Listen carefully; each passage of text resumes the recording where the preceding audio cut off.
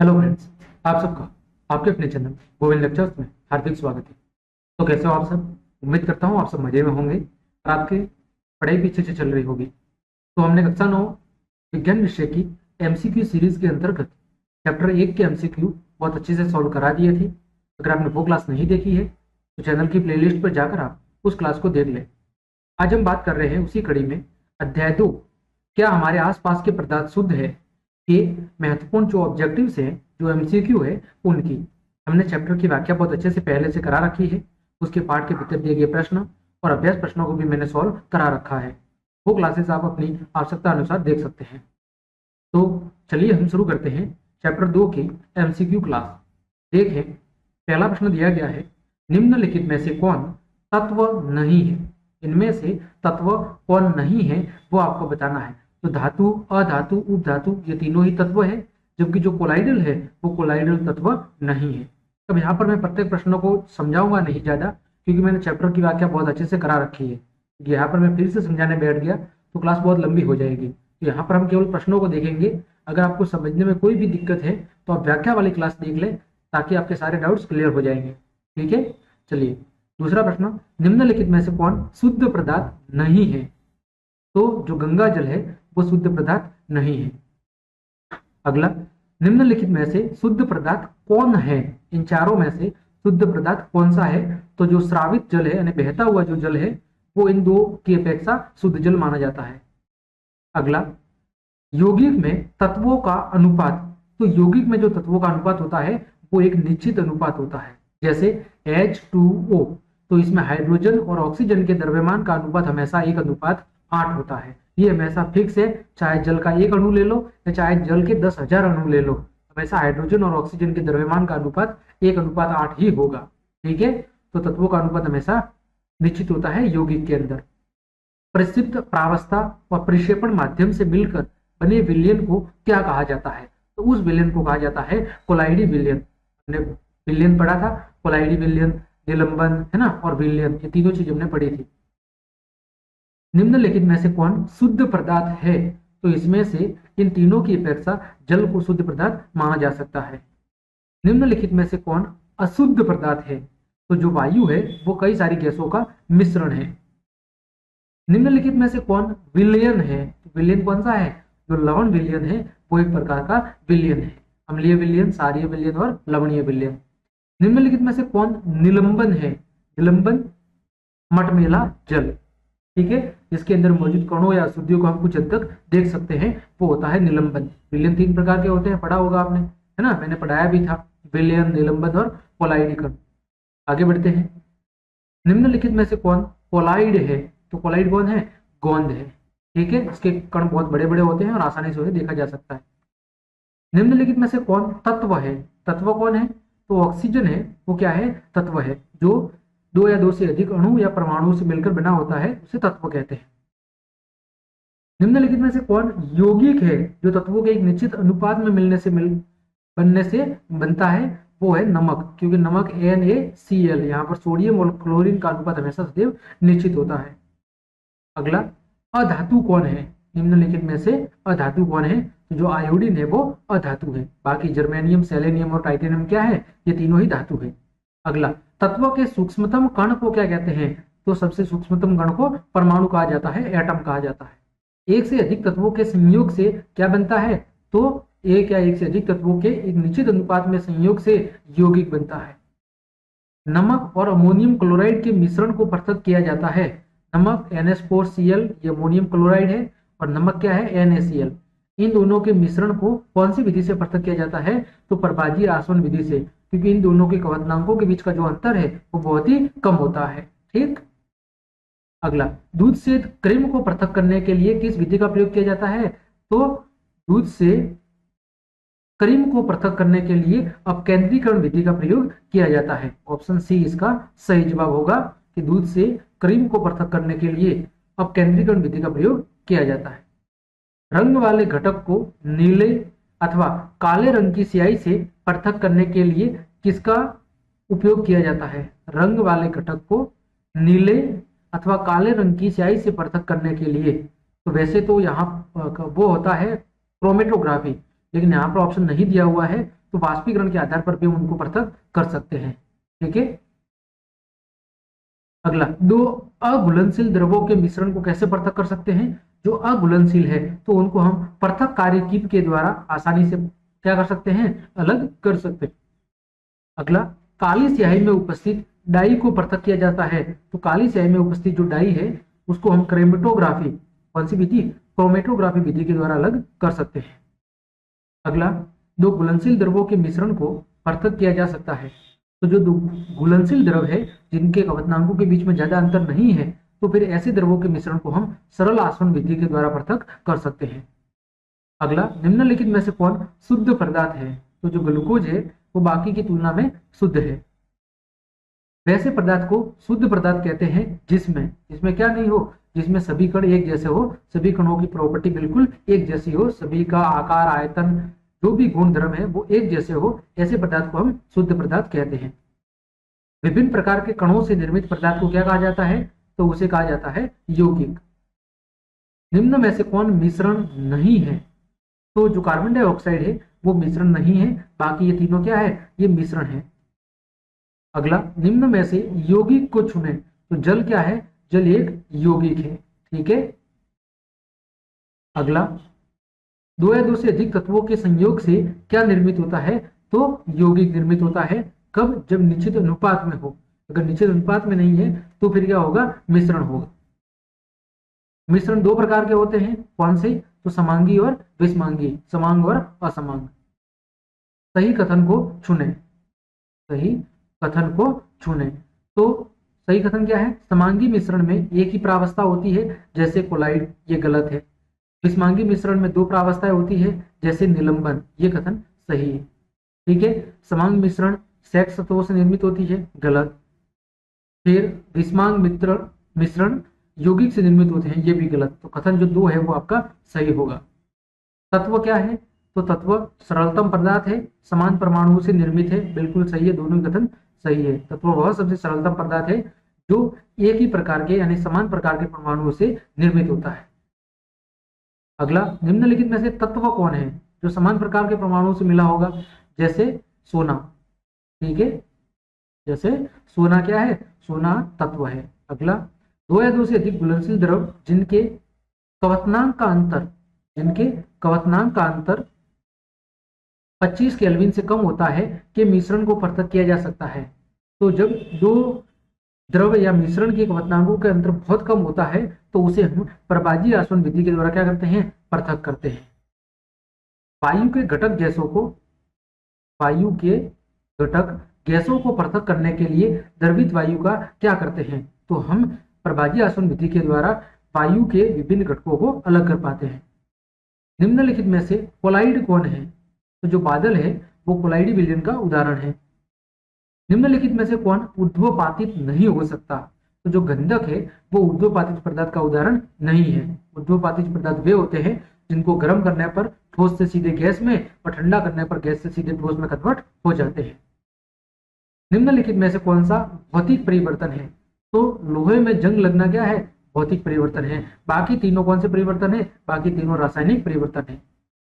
द्रव धातु और द्रव अधातु के युग्म को चुने। एक द्रव धातु है और एक द्रव अधातु है। तो द्रव धातु के रूप में पारा है और द्रव अधातु के रूप में कौन है? ब्रोमीन है। निम्नलिखित में से कौन विद्युत का सुचालक अधातु है? जो ग्रेफाइट होता है वो ग्रेफाइट अधातु होते हुए भी विद्युत का चालन करता है, जो कि एक अपवाद है।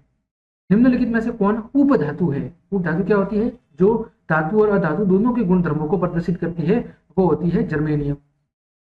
अगला, कोलाइड के संदर्भ में कौन सा सही नहीं है? विषमांगी मिश्रण होता है, सही बात है। कण छानने से पृथक नहीं होते, सही बात है। प्रकाश प्रकीर्णित करते हैं, सही बात है। कण नंगी आंखों से देखे जा सकते हैं, ये गलत है। कोलाइडी विलयन के कणों को नंगी आंखों से नहीं देखा जा सकता। अगला, कोलाइडी विलयन के कणों का आकार क्या होता है? तो सामान्य विलयन के कणों से क्या होता है? थोड़ा बड़ा होता है, लेकिन इनको फिर भी हम नंगी आंखों से नहीं देख पाते हैं।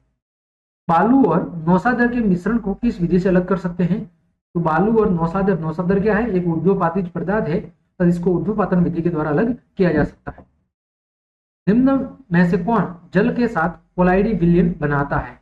तो जो गोंद है वो जल के साथ मिलकर एक प्रकार का कोलाइड विलयन बनाता है। इनमें में से कौन उपधातु है? तो जो जर्मेनियम है वो उपधातु है। जब दो या दो से अधिक तत्व आपस में मिलते हैं तो क्या बनता है? तो यौगिक बनता है। निम्न में से किस में प्रक्षेपित अवस्था द्रव और परिक्षेपण माध्यम ठोस होता है? प्रक्षेपित अवस्था द्रव में, लेकिन परिक्षेपण माध्यम क्या होता है? ठोस होता है। तो वो किसमें होता है? वो जेल में होता है। अब ये चीजें है ना, ये मैं फिर से नहीं समझा रहा कि प्रक्षेपण माध्यम क्या होता है, प्रक्षेपित अवस्था क्या होता है, क्योंकि चैप्टर की व्याख्या के दौरान बहुत अच्छे से मैंने हर एक चीज को समझाया हुआ है ना। तो वो क्लास आप जरूर देख लें, उसके बाद एमसीक्यू को सॉल्व करें। उम्मीद करता हूँ सारे एमसीक्यू के जवाब है वो आपको अपने आप ही मिल जाएंगे। अगला प्रश्न है, प्रक्षेपण माध्यम और प्रक्षेपित अवस्था दोनों अगर द्रव हो तो फिर कोलाइडी विलयन को क्या कहेंगे? तो उसे हम इमल्सन कहेंगे। क्या कहेंगे? इमल्सन। तापक्रम बढ़ाने पर किसी द्रव में गैसीय पदार्थ की जो विलेयता है वो विलेयता क्या हो जाती है? घट जाती है यदि आप ताप बढ़ाओगे तो। साधारण नमक को जलीय विलयन से कैसे अलग कर सकते हैं? तो साधारण नमक को जलीय विलयन से कैसे अलग कर सकते हैं? तो आप साधारण नमक को जलीय विलयन से वाष्पीकरण से भी अलग कर सकते हैं, और ये जो रवाकरण लिखा हुआ है, ये इस रवाकरण विधि के द्वारा भी क्या कर सकते हैं? अलग कर सकते हैं। ठीक है। बादल एक है। बादल क्या है? तो बादल एक प्रकार का कोलाइड है। शुद्ध सोना क्या होता है? मुलायम होता है। उसे दृढ़ बनाने के लिए थोड़ी मात्रा में कौन सी धातु मिलाते हैं? तो उसके अंदर तांबा मिलाया जाता है। निम्नलिखित में से कौन रासायनिक परिवर्तन नहीं है? तो दूध से जो मक्खन बनाना है वो रासायनिक परिवर्तन नहीं है। ठीक है। दूध का जमना रासायनिक है, दूध का खट्टा हो जाना रासायनिक है, दूध से पनीर बनाना रासायनिक है, लेकिन दूध से मक्खन बनाना रासायनिक नहीं है। कौन विलयन नहीं है? तो जो तांबा है वो धातु है, वो विलयन नहीं है। चौक को पीसकर जल में घोलने पर क्या होता है? तो निलंबन का निर्माण होता है। निम्नलिखित में से कौन मिश्रण है? तो जो वायु है वो कई सारी गैसों का मिश्रण है। सोरे की जल में विलेयता 20 डिग्री सेल्सियस पर 31.5 है। इस ताप पर 10 ग्राम जल में कितना सोरा घुलाया जाए कि विलयन क्या बन जाए? संतृप्त बन जाए। हाँ, क्या बोल रहा है? 20 डिग्री सेल्सियस पर कितना है? 31.5 है। इस ताप पर 10 ग्राम जल में कितना सोरा घुलाया जाए कि विलयन क्या बन जाए? संतृप्त बन जाए। तो इसका जवाब होगा 3.15 ग्राम। ठीक है। क्योंकि जब चैप्टर की व्याख्या पढ़ी थी हमने, तो मैंने कुछ सूत्र यहाँ पर बताए थे, वो सूत्र आपको याद रखने हैं कि विलयन की मात्रा का सूत्र क्या था। ठीक है। तो यहाँ पर हम क्या करेंगे? 31.5 है, उसके अंदर 10 का भाग दे देंगे। 31.5 में जब 10 का भाग दे देंगे तो 3.15 ग्राम आ जाएगा। ठीक है। आगे, निम्नलिखित में से कौन समांगी मिश्रण है? जो वायु है वो एक प्रकार का समांगी मिश्रण है। निम्नलिखित विलयनों में से मिश्रणों में से विलयन की पहचान करो। जो समुद्री जल है वो एक प्रकार का विलयन ही है। सामान्य तापक्रम पर गैसीय अवस्था में उपलब्ध तत्वों की संख्या कितनी है? तो वो 11 है। निम्न में से चमकीली अधातु कौन सी है? जो चमकीली है लेकिन अधातु है वो है आयोडीन है। जब जल हाइड्रोजन और ऑक्सीजन के संयोग से बनता है किंतु जल के गुण होते हैं, जल के गुण कैसे होते हैं? हाइड्रोजन और ऑक्सीजन से बिल्कुल भिन्न होते हैं, अलग होते हैं। निम्नलिखित में से उप धातु को चुनो तो कौन सी है? जर्मेनियम है। निम्नलिखित में से कौन मिश्रण नहीं है? तो जो चांदी है वो मिश्रण नहीं है। निम्नलिखित में से मिश्रण कौन है? तो जो पीतल है वो मिश्रण है। निम्नलिखित में से कौन सही नहीं है? तत्व समान कणों से निर्मित होते हैं, यौगिक भिन्न भिन्न कणों से निर्मित होते हैं। यौगिकों के गुण उनके अवयवी तत्वों के गुणों से भिन्न होते हैं, तो ये सही है कथन, ये भी सही है। सरल तत्व पदार्थों में विभाजित नहीं हो सकता, यौगिक सरल पदार्थों में विभाजित होते हैं, तो सही बात है ये भी।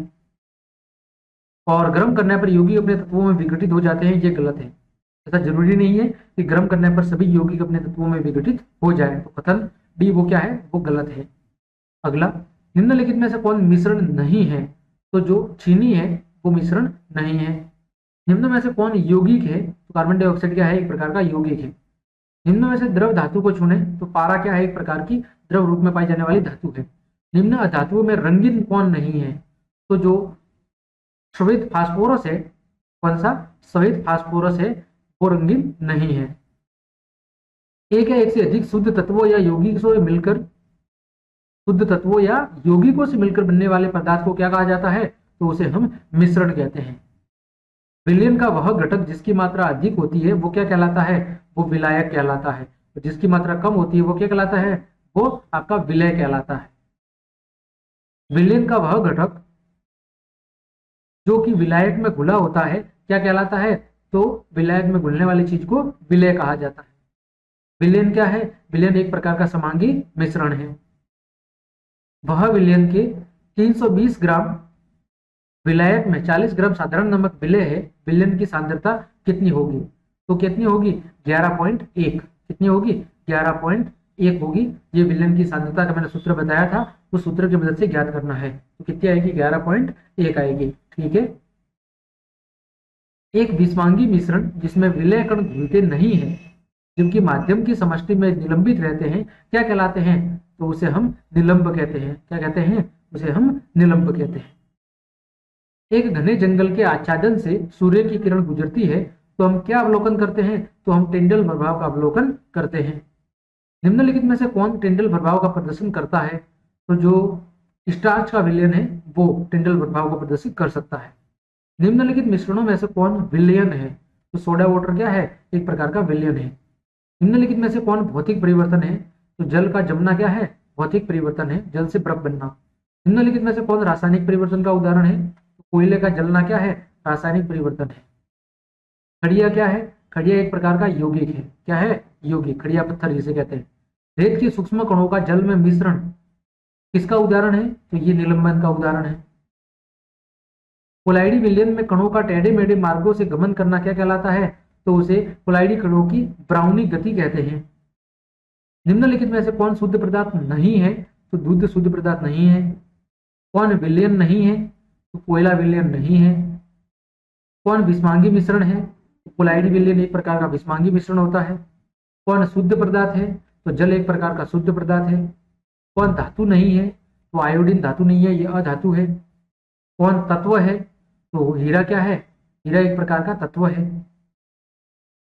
सही कथन को चुने। हवा और बारूद मिश्रण है, बिल्कुल सही बात है, पहला ही कथन सत्य है। जल और पारा तत्व है, गलत है। स्टील और सल्फर यौगिक है, गलत है, ये भी गलत है। निम्नलिखित में से कौन विलयन नहीं है? तो ग्रेफाइट विलयन नहीं है, ये अधातु है। कौन टिंडल प्रभाव दर्शाता है? तो जो स्टार्च का घोल है वो टिंडल प्रभाव प्रदर्शित कर सकता है। कौन मिश्रण नहीं है? जल मिश्रण नहीं है, जल एक प्रकार का यौगिक है। निम्नलिखित में से कौन रासायनिक परिवर्तन है? दूध का फटना रासायनिक परिवर्तन है। किसी मिश्रण में क्या होता है? तो दो से अधिक तत्व हो सकते हैं, दो से अधिक यौगिक हो सकते हैं, या दो तत्व और एक यौगिक हो सकता है। तीनों ही कथन सही है, उपरोक्त सही। कोलाइडी विलयन क्या होता है? एक प्रकार का विषमांगी मिश्रण होता है। निम्न में से कौन रासायनिक परिवर्तन है? तो लोहे में जंग लगना एक प्रकार का रासायनिक परिवर्तन है। कौन सही है? तो संगमरमर एक यौगिक है, ये सही है। पीतल एक धातु है, गलत है, ये मिश्रण है। जस्ता एक अधातु है, ये भी गलत है। तूतिया एक मिश्रण है, ये भी गलत है। संगमरमर की यौगिक है, ये कथन बिल्कुल सही है। कौन रासायनिक परिवर्तन है? तो लोहे में जंग लगना। कौन भौतिक परिवर्तन नहीं है? तो मोमबत्ती का जलना एक रासायनिक परिवर्तन है। कौन रासायनिक परिवर्तन है? तो दूध का जमना। कोलाइडी विलयन के संदर्भ में कौन सा सही नहीं है? ये समांगी होता है, जब ये कथन गलत है। कोलाइडी विलयन कैसा होता है? विषमांगी होता है।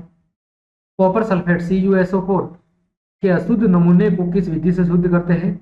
तो रवाकरण विधि से। अगला, निम्न में से कौन भौतिक परिवर्तन है? जल से भाप बनाना भौतिक परिवर्तन है। निम्न में से कौन तत्व है? आर्सेनिक एक प्रकार का तत्व है। कौन तत्व नहीं है? कागज एक तत्व नहीं है। कौन यौगिक है? संगमरमर एक यौगिक है। कौन धातु है? आयरन एक धातु है। कौन मिश्रण है? बारूद एक मिश्रण है। निम्नलिखित में से कौन निम्नलिखित में से कौन 30 द्रव मिश्रण का प्रतिनिधित्व करता है? तो ये कुछ यहाँ पर कुछ दूसरा शब्द है। नमक का जल में विलयन, निम्न में से कौन ठोस द्रव मिश्रण ऐसा हो सकता है? ठोस द्रव मिश्रण का प्रतिनिधित्व करता है। जो ठोस और द्रव दोनों से मिलकर बना है, तो नमक का जल में विलयन, क्योंकि नमक शुद्ध अवस्था में ठोस होता है और जल द्रव अवस्था में होता है, तो इन दोनों का जो मिश्रण है वो ठोस और द्रव के मिश्रण को बताता है। कपूर और नमक के मिश्रण को किस विधि से अलग करेंगे? तो ऊर्ध्वपातन विधि से। निम्नलिखित में से किसमें भौतिक और रासायनिक परिवर्तन दोनों होते हैं? तो झिलमिलाती लौ के साथ मोमबत्ती का जलना, उसमें भौतिक और रासायनिक दोनों होते हैं। निम्नलिखित में से कौन सी धातु हथेली की गर्मी से पिघल जाती है? तो गैलियम। फिर कौन टेक्निकल प्रभाव को दर्शाता है? स्टार्च का घोल। कौन तत्व है?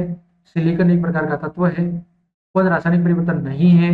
तो लोहे की छीलन, लोहे की छीलन और बालू का मिश्रण बनाना, ये रासायनिक परिवर्तन नहीं है। कौन कोलाइडी नहीं है? नदी का जल कोलाइडी नहीं है। कौन निलंबन है? तो खड़िया का गलीय जल, जो जलीय घोल है वो निलंबन है। तो इस प्रकार हमने आपके अध्याय 2 के अभ्यास के जितने भी महत्वपूर्ण एमसीक्यू थे उन सभी की चर्चा बहुत अच्छे से कर ली है। उम्मीद करता हूँ सारे एमसीक्यू आपको अच्छे समझ में आए होंगे। तो क्लास देखने के लिए आप सभी को धन्यवाद। अगर आपको क्लास पसंद आई है तो फिर लाइक, कमेंट, शेयर और सब्सक्राइब जरूर ठोक दें। और साथ ही स्टडी मटेरियल है तो आप मेरे टेलीग्राम ग्रुप को ज्वाइन कर लें, ताकि आपको सभी प्रकार के नोट्स और स्टडी मटेरियल समय समय पर उपलब्ध होता रहेगा। आज के लिए इतना ही। जय हिंद, जय भारत।